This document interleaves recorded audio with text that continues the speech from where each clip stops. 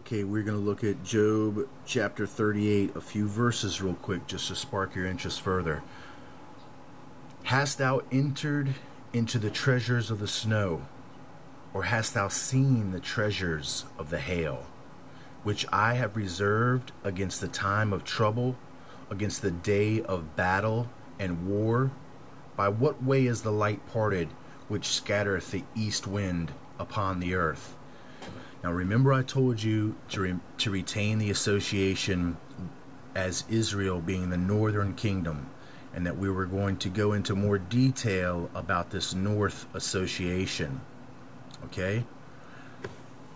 Hast thou entered into the treasures of the snow, or hast thou seen the treasures of the hail, which I have reserved against the time of trouble, against the day of battle and war? Who are these that are reserved in this day of trouble for this battle and this war? Who are they that are reserved in this time of trouble, being prepared for this day of battle and war?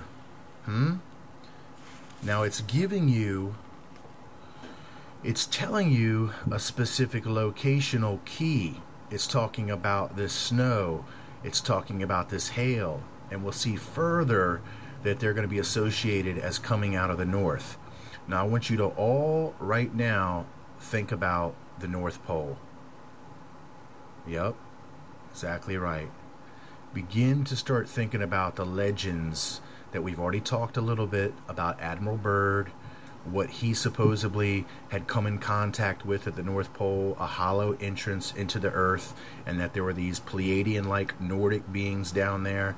Now look what Job is saying here, and he's talking about those that are being reserved in a battle, this time of trouble, and that they're being associated with the snow and the treasures of hail, okay, which would be underneath this location. Think deeply about that. We're going to talk more about it. What I'd like you to see now is one more few verses here in Job. This is chapter 9.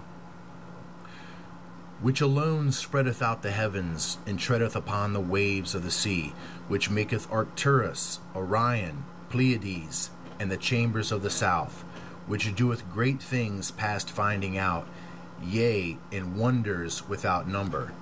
What are these chambers of the south in association with the north? Well, if we were at the north, and anything that went below the north would be considered south, as a chamber underneath the northern land, the northern territory of this hail, ice, and snow that has these treasures that are underneath. And once again, we're being associated with these constellational names, which are being timed up directly with this supposed false alien presence. Now you begin to see that these aliens aren't coming from the skies, that we see that their main hub of location is underneath the ice at the North Pole. Okay?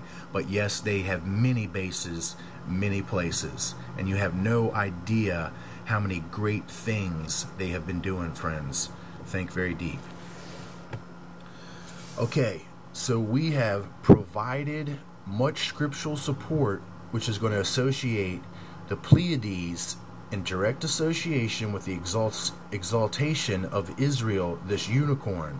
Okay, now what we need to do is provide the support for this Masonic arch of heaven being associated with the Pleiades.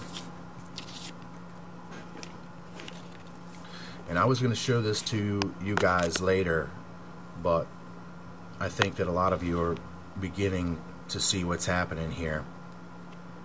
Okay, this is what we got, friends. Notice what you're seeing.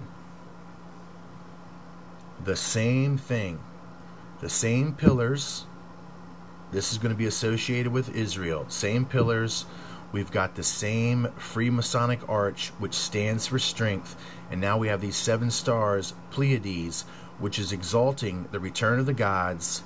And then the law coming from man's hands that he's been in all this time, and now being put back into the rule of the gods. I'll return.